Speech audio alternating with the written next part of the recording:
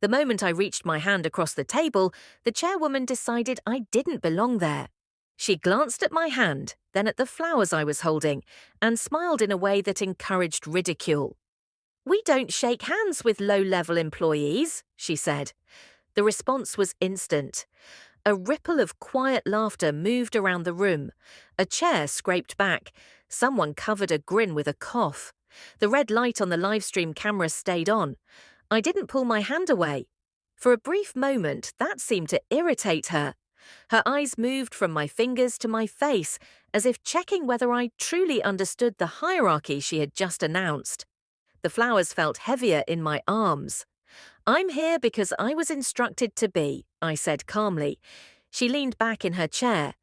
"Then stand where you're told. This meeting is for executives." The incoming chief executive officer shifted, glanced at her, then looked down at the table. He said nothing. No one corrected her. I lowered my hand on my own terms and took the empty seat near the far end of the table. The laughter lingered, uncertain now, stretched thin by the silence that followed.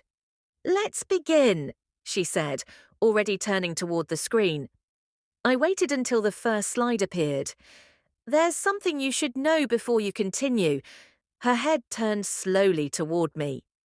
"If you're refusing to shake my hand," I said evenly, "then by tomorrow morning, $3.1 billion will no longer be part of this deal." The silence that followed landed harder than the laughter ever had.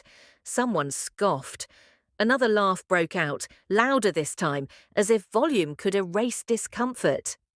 "That's enough," she said sharply. "Sit down." I already was. The story you're about to hear is a fictional work created by the writing team at Revenge Ada. While the characters and events are imagined, the power dynamics, misjudgments, and consequences reflect situations that unfold every day in real corporate environments. Each story stands alone, carrying a message that is never repeated. The slides advanced, voices filled the room again, projections, timelines, confident assumptions. No one looked in my direction. I listened. I noted who laughed first, who avoided eye contact, who stayed silent when the chairwoman announced a short recess. People stood quickly, relieved to escape the tension they pretended not to feel. I stayed seated for a moment longer. Then I stood, still holding the flowers, and walked out. No one tried to stop me. The meeting continued as if I had already been dismissed. The chairwoman tapped the table once. "We're behind schedule. Let's keep commentary limited to principles." Her eyes did not land on me. A man 2 seats down leaned toward the person beside him. "Is she staying?" The whisper wasn't quiet enough to be polite. Another voice followed, softer but sharper. "Probably corporate. They always send someone to manage optics." I kept my gaze forward. The chief executive officer cleared his throat. "We should start with the revised projections."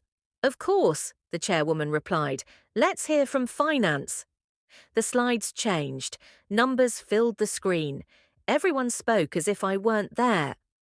"Those assumptions feel optimistic," one board member said. "They're aggressive, not optimistic," another corrected. "That's why we brought in outside capital." Someone laughed. "If they don't like the terms, they can leave." The chairwoman smiled. "They won't." I moved the flowers onto the floor beside my chair. The motion drew a glance from across the table. "You can set those outside," she said without looking at me. "They're distracting." "I'll keep them here." Her head turned slightly. "That wasn't a suggestion." "They were given to me for this meeting." A pause followed. Several people looked up. The incoming chief executive officer watched the exchange, then looked away again. "We're not here to debate decor," the chairwoman said. "We're here to finalize authority." "Authority requires clarity," I replied. That earned a few looks. She folded her hands. "And who exactly are you here for?" "I'm here for the capital." A brief silence followed. Not confusion, dismissal. "That's being handled," she said. "Thank you." The finance director glanced at me, hesitated, then spoke. "We still haven't confirmed sign-off." Legal will handle it, the chairwoman snapped. Let's move on. The discussion resumed, louder now, as if volume could reinforce certainty. I watched closely. Who deferred without thinking? Who smiled when power spoke? Who stayed quiet when it mattered? They decided who I was the moment I walked in with flowers, and they were wrong. The finance director spoke again, more carefully this time. Before we continue, we still need confirmation on funding authorization. The chairwoman waved it off. That's procedural. It isn't, he said. Not at this level. Her eyes narrowed. We've reviewed this for months. He glanced at me, just a flicker, then back at her. Final release requires direct confirmation. She followed his look, irritation sharpening. From legal? From the capital controller, he corrected. The room shifted, chairs adjusted, pens paused mid-air. I met her gaze. That would be me. She studied my face slowly, deliberately, as if searching for a weakness she could point out. You're saying you control the funds? I'm saying I'm the managing partner authorized to release them. A board member scoffed. You? Yes. The incoming chief executive officer leaned forward. How much authority are we talking about? All of it. Silence settled again, heavier than before. The private tranche, I continued, accounts for the largest portion of this merger. Without it, the remaining commitments can't proceed. That's not what we were told, the chairwoman said. That's because you didn't ask. Her lips pressed together. And you felt the need to oversee this personally? I insisted on it. Why? Because the last deal I delegated collapsed under misrepresentation. I paused. This one felt different. The finance director nodded once. She's listed as sole signatory. The chairwoman's voice cooled. This meeting is about final alignment, not introductions. Final alignment requires the person who can say yes, I replied, or no. A board member cleared his throat. So this isn't ceremonial? It never was. The chairwoman straightened. Then perhaps we should restart properly. We can, I said, if you'd like.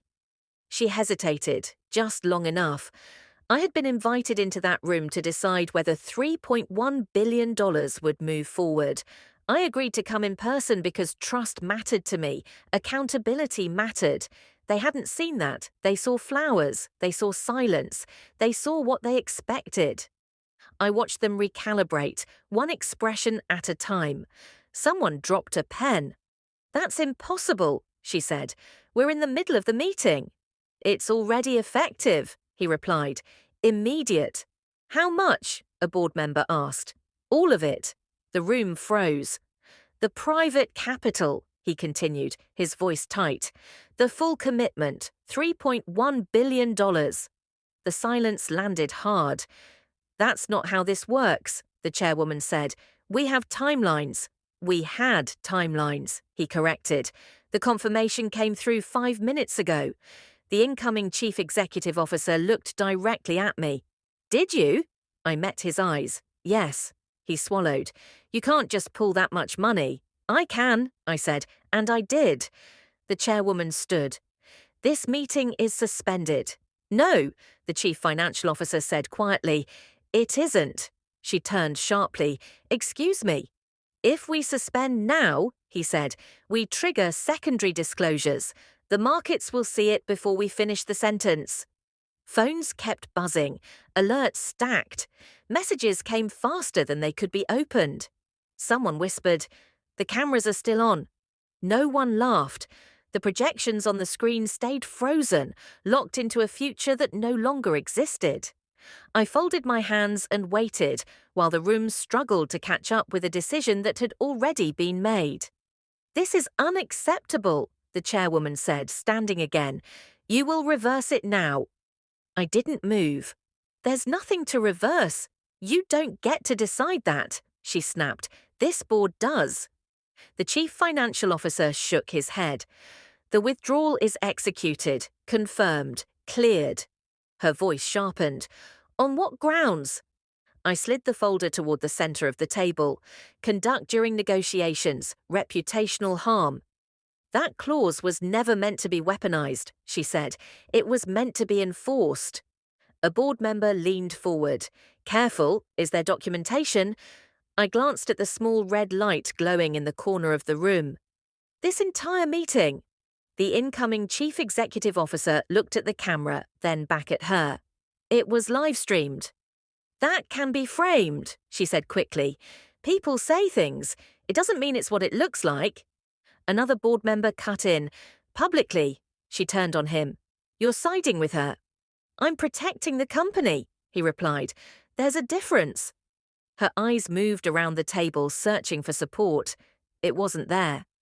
You embarrassed her, someone said quietly. She scoffed. She embarrassed herself. No, the chief financial officer said. She documented you. The chairwoman's face flushed. We can renegotiate. I stood then, slowly enough that every eye followed. This isn't a negotiation, it's a consequence. You think this makes you powerful, she said, walking in here with flowers and threats. I walked in with authority, I replied. You chose not to see it. She opened her mouth, then closed it. Around her, chairs shifted. Papers were gathered. Voices dropped as people distanced themselves from the moment. I picked up my folder.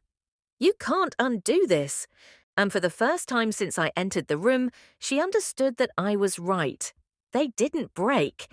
The chairwoman expected a pause she could control. Instead, the lead independent director cleared his throat. We need to address governance now. She stared at him. This is not the time. It is, he said, especially now. The chief financial officer followed, calm but firm. With the withdrawal executed, we're required to convene an emergency session immediately. She laughed once, sharp and disbelieving. You're calling a board revolt over one incident? Overexposure, someone corrected, and risk. The incoming chief executive officer shifted. My appointment hasn't even been ratified. That's part of the problem, the director said. We moved too fast. She turned on him. You supported this. I supported stability, he replied. What happened today was the opposite. Phones were back in hands, now ringing instead of buzzing. One board member covered his receiver and leaned in. Trading desks are reacting. How bad? She demanded. Pre-market indicators are down double digits. The room tightened. The chief financial officer added, banks are requesting clarification on liquidity. Her voice dropped. Tell them it's temporary. They already know it isn't, he said. The funding withdrawal is public. She looked at me then, eyes sharp with something close to fear. You planned this. I prepared for it. The director spoke again. We need to consider interim leadership. She slammed her hand on the table. You're not removing me over a misunderstanding. It wasn't a misunderstanding, another board member said. It was recorded. Silence followed. Not shocked, decided. Votes were proposed, then seconded. Formal language layered urgency into procedure. I watched without speaking. When the chairwoman finally sat down, it wasn't authority, it was containment. The structure she had built around herself still functioned. It just no longer answered to her. The first call came before sunset. We'd like a statement, the reporter said. Just one sentence. I'm not commenting, I replied. By the time I reached my hotel, my phone was warm from unopened messages. Analysts, partners, a junior associate who wrote only, they're talking about it everywhere in the lobby. A television flickered above the bar. Headlines scrolled while commentators argued below. This wasn't market volatility, one said. This was governance failure. The footage matters. You can't dismiss public conduct anymore, the other replied. I rode the elevator alone. I finally checked my inbox. Subject lines stacked like evidence. Emergency investor calls scheduled. Liquidity exposure under review. Board chair placed on administrative leave. Another message followed from the finance director. They're calling it a case study already. I set the phone down. An hour later, it rang again. The incoming chief executive officer. "They're questioning my appointment," he said. "They want distance." "That happens," I said. "You could clarify this." "I could," I agreed. "I won't." Silence stretched. "They're saying the withdrawal caused everything." "It revealed it," he exhaled. "You're comfortable letting them frame it that way?" "I'm comfortable letting the record speak." Another call came through. I ended the line. Outside my window, the city kept moving. Traffic, lights, people unaware that pensions, jobs, and headlines were tied to a room where people laughed at the wrong moment. Later that night, a message arrived from the board's legal counsel. "We acknowledge your position. No further action required." I deleted it. By midnight, the story had settled into a shape no one could change. For the first time since the meeting began, I slept without my phone beside me. The call came just after dawn. "The board has suspended the chairwoman. Interim leadership is in place." I listened. "We'd like to discuss next steps, renegotiation, a path forward." "There isn't one," I replied. A pause, controlled, professional. "We're prepared to make concessions." "I'm not prepared to accept them." Another voice joined the call, quieter. "The company is exposed." "Without my capital," I said. "You'll do what companies always do, adjust." Silence. "So you're walking away?" "I already did." By mid-morning, confirmations arrived. Leadership reshuffled, committees dissolved, public statements drafted and redrafted until they said nothing at all. The incoming chief executive officer sent one message. "I should have spoken up." I didn't respond. At noon, my partners gathered on a video call. No slides, no theatre. "We're launching the new fund," I said. "Effective immediately." One leaned closer. "Terms?" "Conduct first," I replied. "Automatic withdrawal for documented disrespect. No warnings, no exceptions." "That will narrow the field," someone said. "Good." "What do we call it?" I thought of the flowers still sitting by the hotel door, untouched. "We'll decide later." That afternoon, a reporter tried again. "People want to understand." "They already do," I said, and ended the call. Before leaving the city, I received one last message from legal. "We acknowledge your refusal. No further contact will be made." I closed the thread and deleted it. That evening, I placed the flowers in a lobby vase on my way out. The receptionist thanked me. I nodded and kept walking. I didn't look back at the building. I didn't need to. The lesson I carry forward is simple and permanent. Respect is not a courtesy granted later. It is the cost of entry. Power doesn't announce itself through titles or volume. It shows itself in calm choices made when they matter most.